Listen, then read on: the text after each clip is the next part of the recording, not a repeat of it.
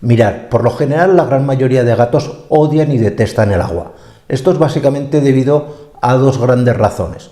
La primera es que la mayor parte de los gatos domésticos proceden de gatos de la zona de Centro Asia y del norte de África, que son gatos que vivían en zonas tremendamente áridas, donde habitualmente no tenían contacto con el agua, de manera que ya ancestralmente eran animales que cuando les caía agua pues no se sentían especialmente a gusto, algo que han heredado también los gatos actuales en su mayoría, no todos. Y en segundo lugar, hay otra causa que muchos quizás no conozcáis, y es que el pelaje del gato cuando se moja, a diferencia del perro, que tiene un pelaje que por lo general repele mejor el agua, se le queda más, no se le adhiere tanto. En el caso del gato no, el agua de verdad les moja y les moja bien mojados. Vamos a ver, los pobres animales se quedan, vamos, mojados de arriba abajo. Y ya de por sí esto pues les aumenta el peso, les hace tener mayor sensación de frío que pueda tener un perro, etcétera, etcétera, etcétera.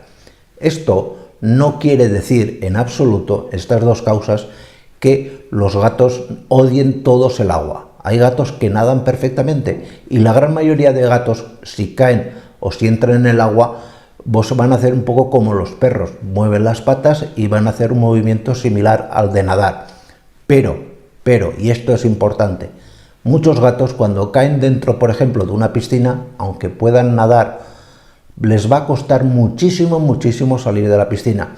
Básicamente porque ese pelaje coge muchísimo peso, les tira hacia abajo y aunque ellos al principio naden, es fácil que sumerjan cabeza, les entre agua y tengamos la clásica desgracia. Por lo tanto, ¿se puede educar, por ejemplo, a un gato a nadar? Sí, perfectamente. Un gato que a lo mejor le tenga miedo al agua, utilizando el clipper, pues podéis educarlo, podéis hacerlo que prácticamente le pierda ese miedo, utilizando ese refuerzo positivo y metiéndolo siempre con él al principio en el agua, que le pierda ese miedo instintivo y que a la hora de salir, cuando vaya a salir, le echéis una mano. Esto es muy frecuente, los accidentes en piscina con gatos es algo, por desgracia, muy habitual.